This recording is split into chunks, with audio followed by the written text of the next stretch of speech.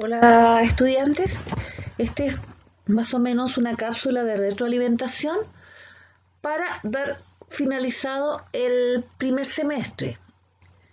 Alcanzamos a ver en clase los nutrientes y de esos nutrientes hablamos de proteínas, hablamos de lípidos y hablamos de carbohidratos. Hablamos de dieta balanceada, que nuestra dieta debería tener un porcentaje equilibrado de estos nutrientes. Las calorías que se producían, que de acuerdo al peso, a la actividad física, deberíamos consumir una cantidad determinada de calorías diarias para que nuestro organismo funcionara correctamente y no empezara a aumentar los depósitos de grasa o a fallar nuestros órganos. Entonces ahora nos toca hablar del sistema digestivo. ¿Cuál es la función de este sistema digestivo? Es poder transformar estas moléculas grandes en moléculas más pequeñas y así puedan ingresar al interior de la célula. Entonces, lo primero que vamos a ver es la clasificación, o sea, cómo se ordena este sistema digestivo. La siguiente diapositiva. Entonces, el aparato digestivo es el conjunto de órganos encargado de la digestión de los alimentos. Se divide en un tubo que comienza en la boca y termina en el ano, y glándulas anexas a este tubo. Me imagino que alguna vez han escuchado hablar de que hay una palta que tiene hilachas y que no es recomendable porque se enredan en el hígado. Bueno, esos son los mitos. Si nosotros nos tragamos un botón por la boca, sale por el ano exactamente igual, a no ser que se quede pegado en el estómago. ¿Conocen ustedes las botas que usaban antiguamente para tomar agua?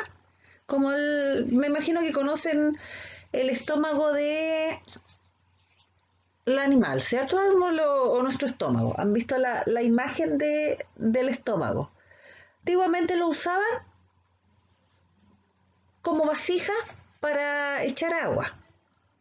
Entonces, la forma que tiene hace que pueda quedarse pegado ahí el botón, pero generalmente se desechan por el ano. O sea, quiere decir que este tubo no está abierto, pero sí, ustedes recuerdan, la célula tiene una membrana semipermeable, entonces deja pasar, es selectiva, deja pasar ciertas sustancias. Un botón es una sustancia muy grande, de hecho es plástico. No se va a degradar con los ácidos del estómago, ni tampoco se va a ver, nosotros nos vamos a ver afectados porque ingrese al interior del cuerpo. Porque todo lo que ingresa por la boca todavía no está en el interior del cuerpo. Cuando hablamos del interior del cuerpo, estamos hablando del interior de la célula. Entonces, este tubo digestivo comienza en la boca, sigue la faringe, el esófago, el estómago, el intestino delgado, que está compuesto de tres partes: duodeno, yeyuno e ilion, y el intestino grueso, que está compuesto por el colon, el ciego y el recto. ¿Ah? Y terminando en el ano, que no es un órgano en sí, es un esfínter. Entonces, es una especie de, me imagino que de cole, del cole, lo que usan para hacerse un moño, o usamos las mujeres para hacernos un moño, es elástico, ¿cierto? La misma función cumple este esfínter, ¿verdad? Es el orificio de salida del recto y de hecho se cierra, o sea, no está abierto. Entonces de ahí tiene esa elasticidad. Y las glándulas anexas, que serían las glándulas salivales, serían dos tipos, la sublingual y la submaxilar. Si ustedes mantienen la boca abierta por un momento, se van a dar cuenta de dónde empieza a salir la saliva. y más de en alguna oportunidad cuando han cerrado, o sea, cuando han movido la lengua, me imagino que alguna vez le ha saltado un chorrito de agua. Debajo de la lengua estaría la submaxilar, la glándula salival. Y tenemos el hígado y el páncreas, que cumplen una función bastante importante en lo que es la digestión de los alimentos. La imagen que vemos en esta diapositiva es cómo es realmente el sistema digestivo en los seres humanos. Entonces, comenzaría con lo que es cavidad bucal, donde los dientes, la lengua, la saliva, las encías cumplen una función primordial en la primera etapa de la digestión de los alimentos. ¿Por qué? Porque nosotros cuando masticamos, lo que hacemos es envolver el alimento en la saliva. Aunque a veces algunos comen tan rápido que medio mascan y tragan.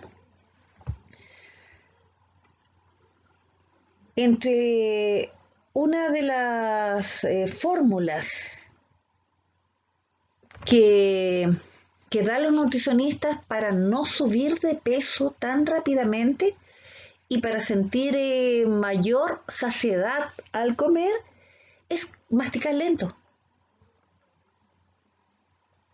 Comer lento. Porque entre más rápido comes, más entero llega tu alimento al estómago. Entonces es más difícil que se pueda ver esa transformación de las moléculas grandes a moléculas pequeñas. Entonces gran parte se desecha en forma de heces. Lo que ustedes llaman comúnmente caca. Entre más comes, más desechos eliminas, que en realidad no deberían llevarse desechos, porque no ingresaron al organismo. Entonces es como un ejemplo claro cuando se come choclo. Comes el choclo y el choclo está formado por una cubierta cerosa. Entonces si uno no lo aplasta con los dientes bien, simplemente ese grano se va a eliminar exactamente igual en las heces, ya que no fue triturado. Entonces, difícilmente las enzimas van a actuar sobre esa cubierta. Entonces se va a eliminar exactamente igual. Es una estrategia que tienen las semillas, las plantas, que producen semillas y a veces tienen una cubierta cerosa. Entonces, al ser comida por los animales, los ácidos actúan sobre esa cubierta cerosa y los animales cuando se trasladan kilómetros hacen sus deposiciones y muchas veces esa semilla queda ahí, entonces puede germinar porque ya ha pasado por un proceso de desgaste esa cubierta. El sistema digestivo realiza 4 funciones digestivas: ingestión, digestión, absorción y egestión. La ingestión es la introducción del alimento en la boca. Cuando, si ustedes recuerdan, ingerir alimento. De ahí viene el concepto, ingestión. Luego viene la digestión, parte ocurre en la boca, estómago e intestino delgado. La absorción ocurre en el intestino delgado y la egestión, intestino grueso.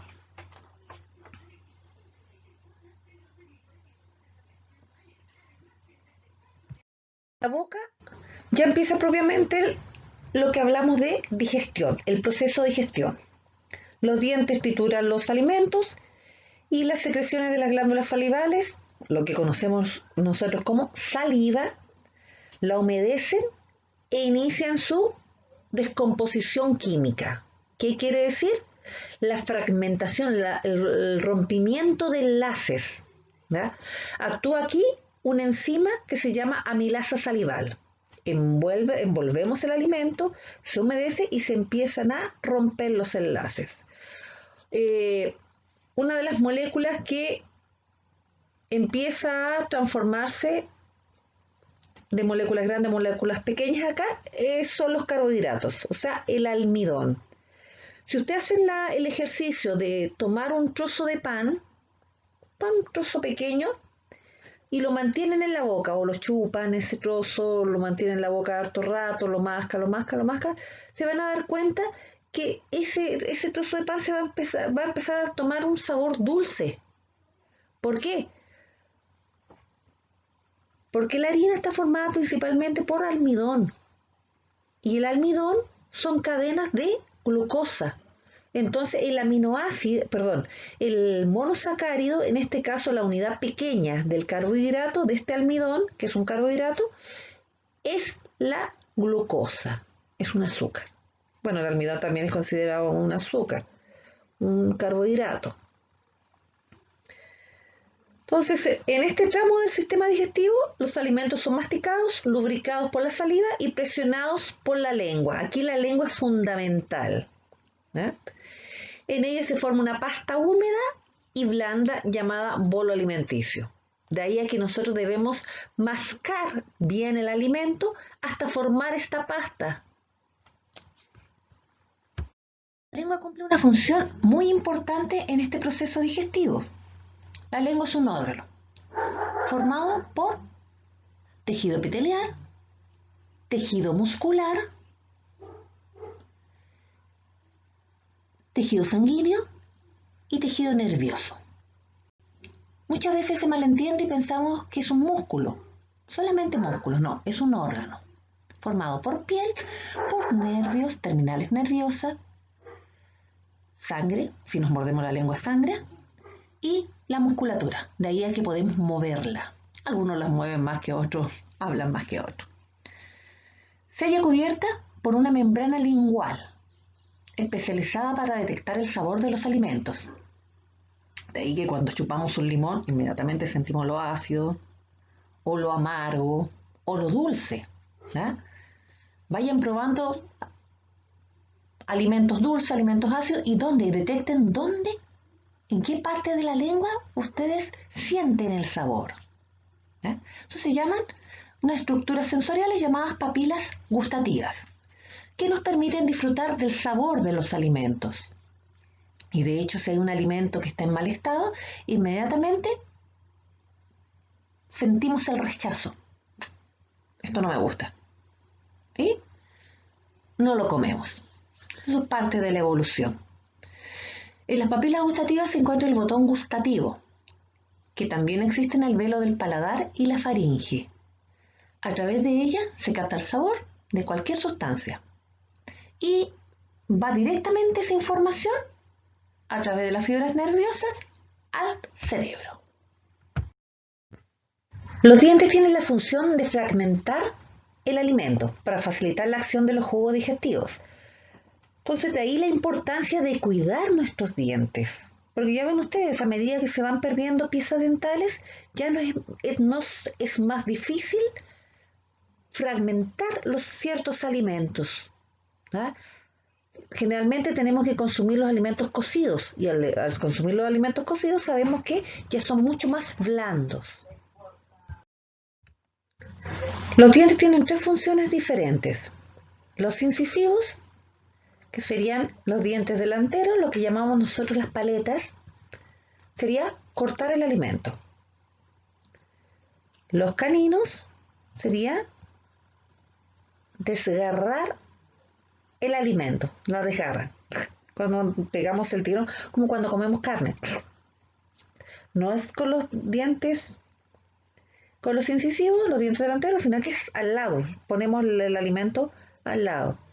Y las muelas para triturar el alimento, aplastar, presionamos la mandíbula superior y la mandíbula inferior.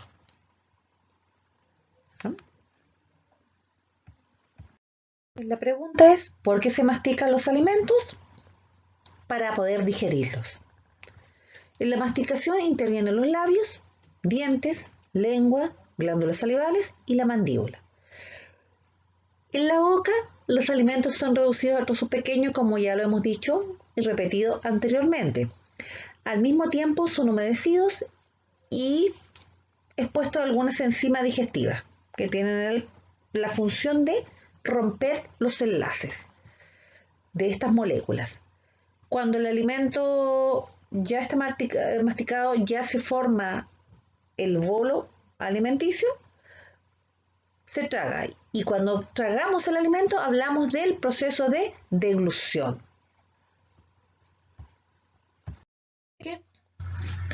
Es un conducto que cumple una doble función, la respiración y la deglución. Durante la deglución hay una estructura cartilaginosa, que es la epiglotis, que obstruye el paso del bolo alimenticio, evitando que se vaya al sistema respiratorio. Me imagino que alguna vez donde han comido rápido y se han puesto a reír algo y se les ha pasado un arroz, y ese arroz aparece por la nariz. Ahí hay donde se ríen, respiran, hay una falla en lo que es el cierre de la epiglotis. Durante la respiración, el velo del paladar desciende, facilitando el paso del aire por la faringe hacia la laringe y la tráquea. La epiglotis permanece levantada en todo momento, en el caso de la respiración.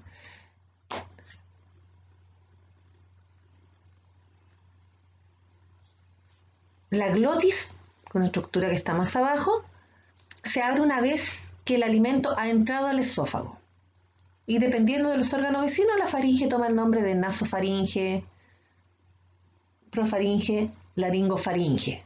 Como han escuchado alguna vez cuando tienen algún problema respiratorio y le hablan que tienen laringofaringitis o viene ahí la faringitis, todo lo que ataca los virus o bacterias que atacan lo que es la faringe. Lo pasa por la faringe, cierra la epiglotis, como lo dijimos anteriormente, evitando que el alimento pase a la tráquea. Y la faringe conduce el bolo hacia el esófago, el bolo alimenticio. ¿Qué es el esófago? Es un tubo de paredes lisas que une la faringe con el estómago mediante un esfínter o una válvula que recibe el nombre de cardias. Esta se abre cuando llega el alimento y se cierra cuando ya ha pasado el bolo alimenticio. Este es un tubo que desciende por el cuello, por detrás de la tráquea y por delante de la columna vertebral. Se encuentra formado por fibras musculares de dos tipos, longitudinales y circulares, recubiertas por una mucosa. A través de este conducto, el bolo alimenticio es transportado hasta el estómago para continuar su proceso digestivo. Entonces, el esófago es más bien un paso del bolo alimenticio y que conecta la faringe con el estómago.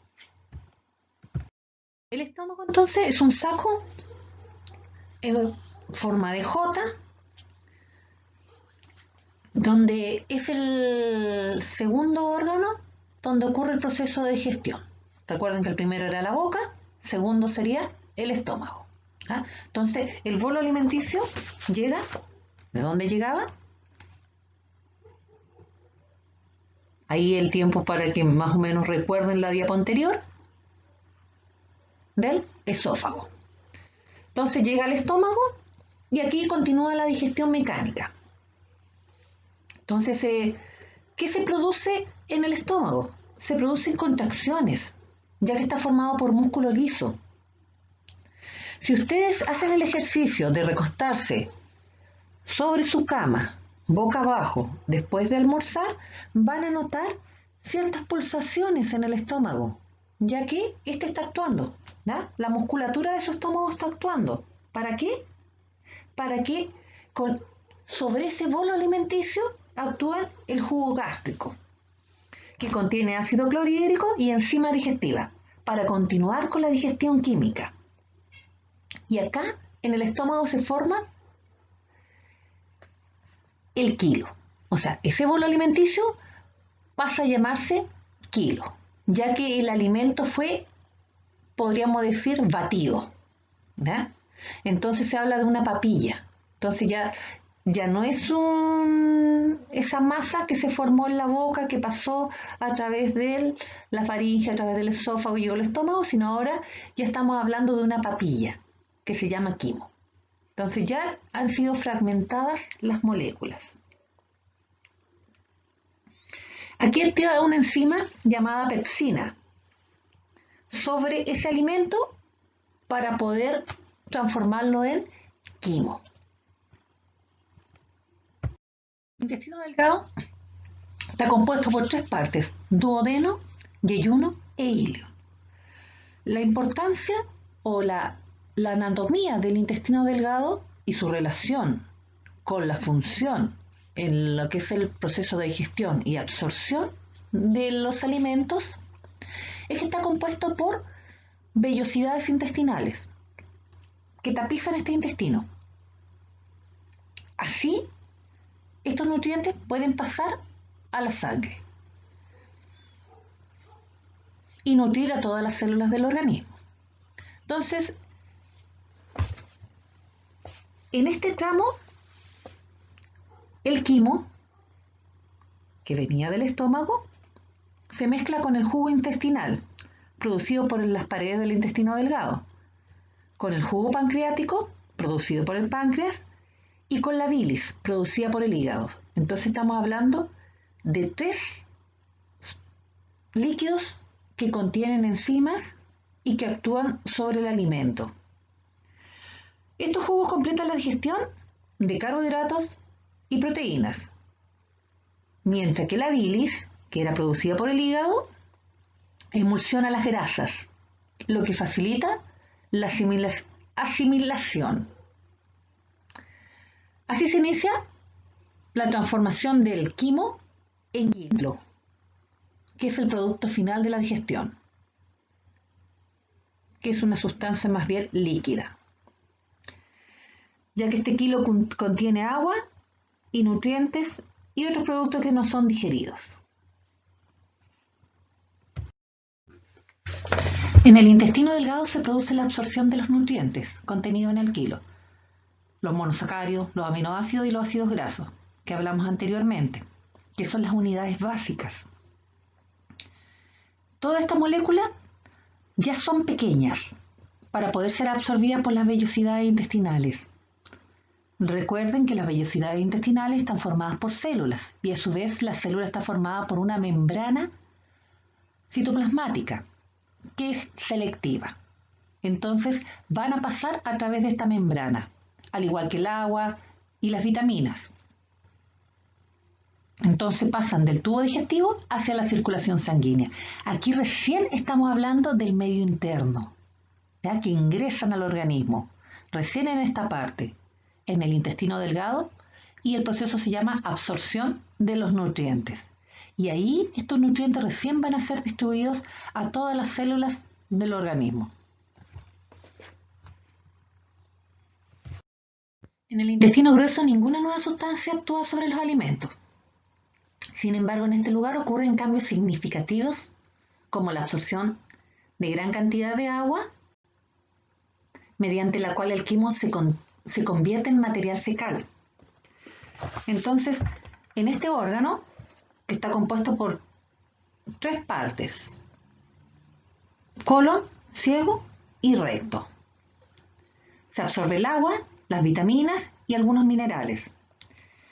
Y los residuos que quedan del alimento, lo que no se absorbió, lo que no ingresó al organismo, se van compactando hasta formar las heces o excrementos, que esto ocurre en el intestino, en el recto. De ahí la forma que toma la compactación de las heces. Los que son eliminados a través del proceso que llamamos egestión. Entonces acá terminamos con los 4 procesos o 4 funciones que ocurren en el sistema digestivo: ingestión, digestión, absorción y egestión. En el intestino grueso ocurre el último proceso. Entonces los residuos o restos que no son digeridos suben por el colon ascendente, que es la región del intestino grueso donde ocurre la reabsorción del agua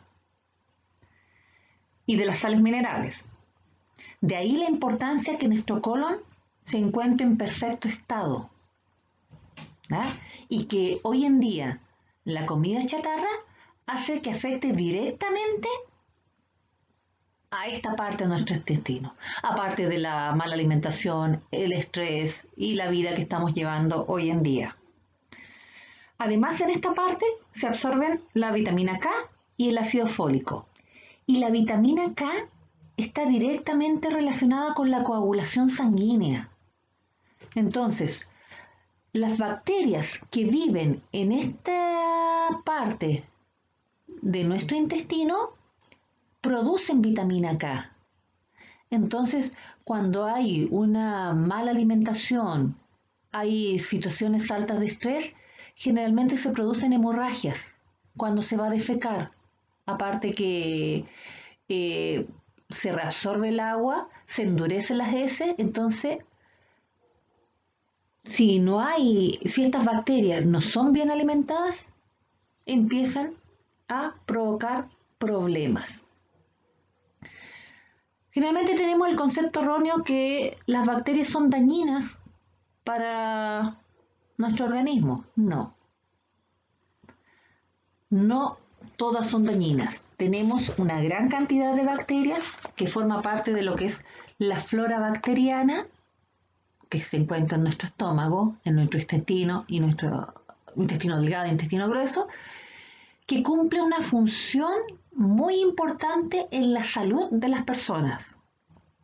De hecho, hay una frase que habla que dice: lo que comemos y lo que damos de comer a nuestro intestino afecta la funcionalidad de nuestro cerebro.